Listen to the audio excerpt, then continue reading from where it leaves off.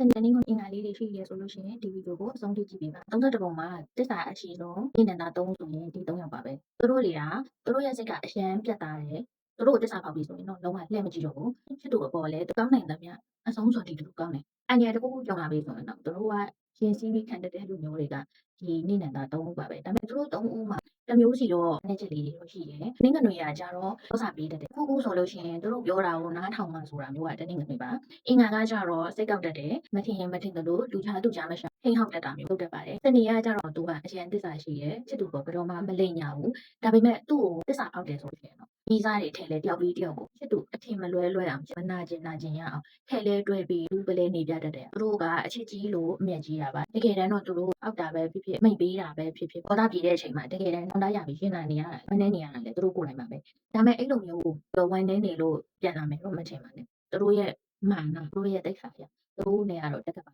ဝေးသွားပါပြီခင်ကွယ်ပက်လက်နဲ့ငိုပဲငိုပြန်သူတို့ပြန်လာတော့မှာမဟုတ်ပါဘူးဒါကြောင့်မို့လို့သူတို့ဘောကိုတစ္ဆာဖောက်တဲ့အလုပ်မျိုးမလုပ်မိပါစေနဲ့ကြံတဲ့အရာအကုန်လုံးဘယ်ကိစ္စမဆိုသူတို့ဘောတင်စိုးလို့ရပါတယ်ဒါပေမဲ့တစ္ဆာမဖောက်မိပါစေနဲ့ကျမပြောခဲ့တဲ့အထက်မှာဘယ်နဲ့ရှင်းလောက်မှန်တယ်ဆိုတာကိုမှန်ပါရေးပေးခဲ့ပါမရှင်